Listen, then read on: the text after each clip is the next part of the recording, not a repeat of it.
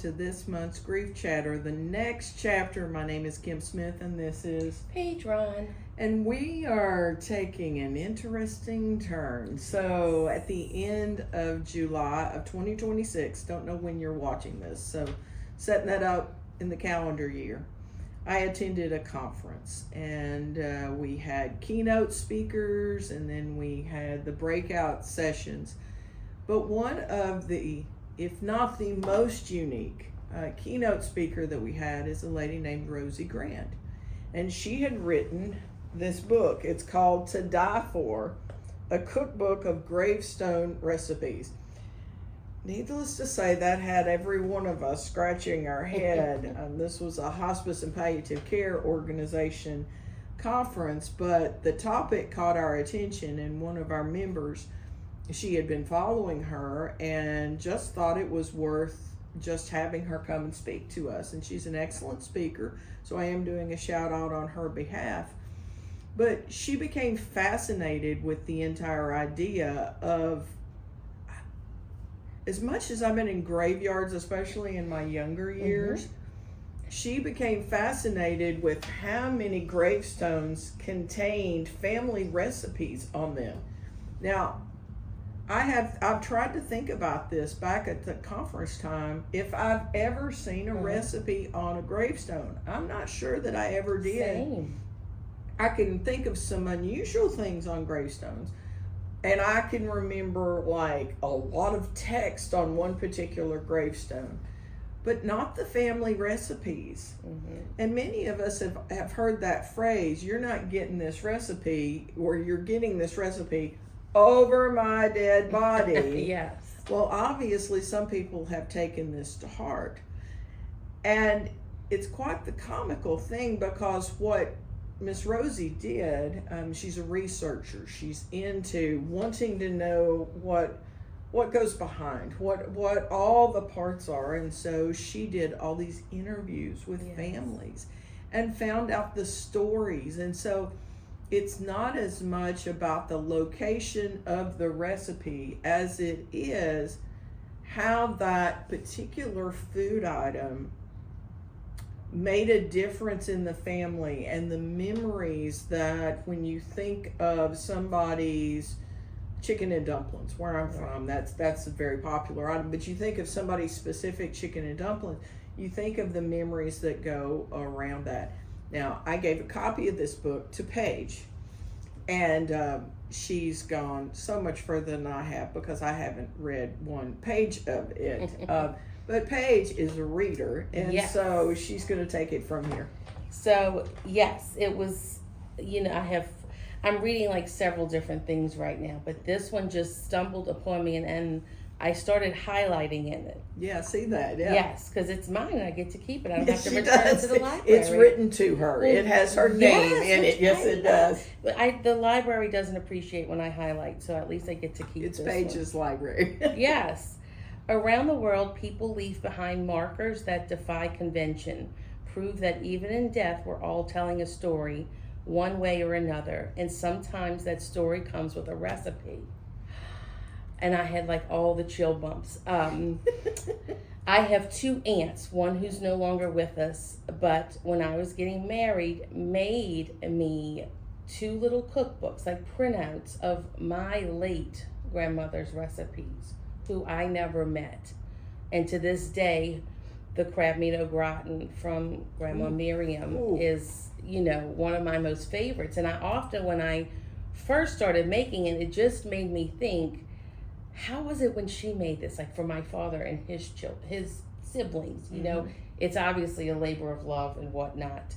And then there's her carrot cake recipe, my husband's favorite is carrot cake, and I've made hers once because it was a disaster. It didn't look like I'm sure hers did. So that's what the grocery or bakery is for. So long before YouTube videos taught us how to make it look like what somebody else did. Yes. And then even with my heart, one of our most favorite things was Sunday dinner, and it was chicken fricassee, which is, a chicken and brown gravy with potatoes and, You could serve it over rice or egg noodles. Oh, we're going to have you over one day. I don't make it. My mom makes it. And it's literally like the closest. And it takes me right back to that childhood of little girl with all the cousins running around, grandma at the stove, making everything. And it's like, we're in the South too. What do? We feed people. It's a sign of love. You're happy, we're going to feed you. You're sad, we're really going to feed you. You're in between, you're angry, well, let's just all eat. It's fine. It's just like when I kept reading this, and I had never heard of gravestone recipes. And then it made me think, that is amazing. Like, what recipe would I want on my tombstone? Yeah, mine would be peanut butter fudge. Oh, it's so I can just good. automatically. It's so good. I know what that one would be. Yes. I would have a top 5, but my peanut butter fudge would be the one that it would be requested. Let's just put it that way. Between that and banana pudding, those would be the two that I would be, yeah. So good. Then there's this part, the death positive movement. I had never heard of this. The radical idea that talking about death makes living more meaningful. And it all circles with the recipes of what did that represent?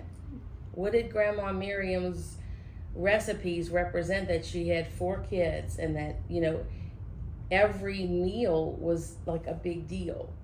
And they always had dessert after. So like my dad and his siblings, right after you eat, they're like, where's something sweet?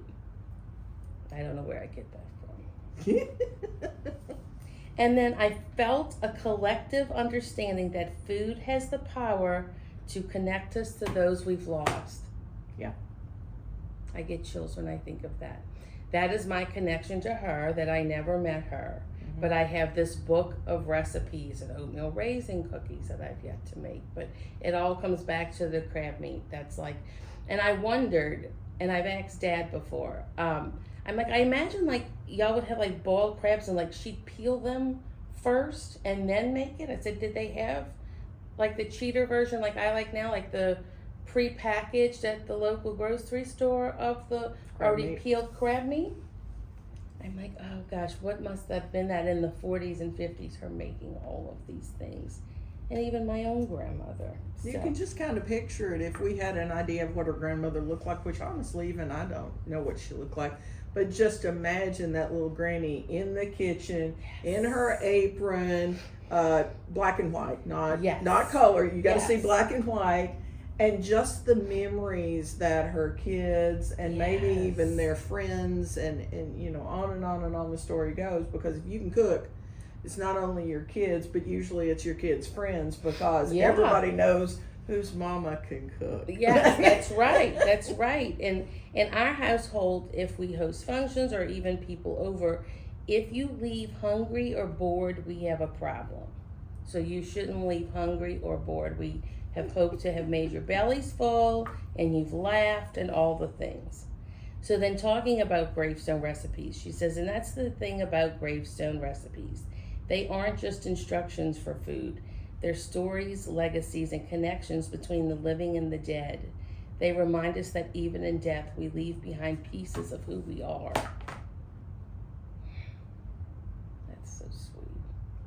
So just thinking about that, with you, number one, if you were to leave behind a recipe, for some of you, that is a big deal, and you'd be going, oh, it'd be this or this or this or this. And for some of you, you're like, my recipe is put peanut butter on a piece of white bread. Mm-hmm. We get that. We understand that. Not everybody's thing is cooking or baking. We got that.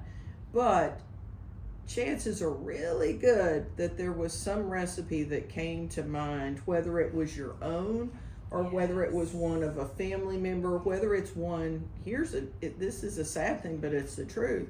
Whether there's one from your childhood that nobody has the recipe for. Yes. And so it is gone. My mother made these. It's kind of hard to describe because culturally it doesn't translate real well down here. So my mother would take apples and, well, they would sit for lengths of time and dry out. They were dried apples. Like when we were clearing out the house there was a container in the outside building that had been there a long, long time. And that sounds kind of gruesome, but honestly, they have, as a result of drying out, they have a taste that is like no other. And you might think, oh, it's an awful taste. Oh, no, it's absolutely not an awful taste. So she would make these dried apple pies. And they were these hand pies. And I never stood with her and tried to make it because I'd been blessed with them my whole life. And honestly, hadn't even thought about not being able to get them. But one of my neighbors adored them and really tried to stand with my mother and learn the recipe, which of course there was no recipe. Right. You just had to watch and try to write down what happened. And so she stood with her. She watched every step of it, but then when she tried to make it, it wasn't the same. Like there's just, number one, that getting that particular type of apple is very difficult.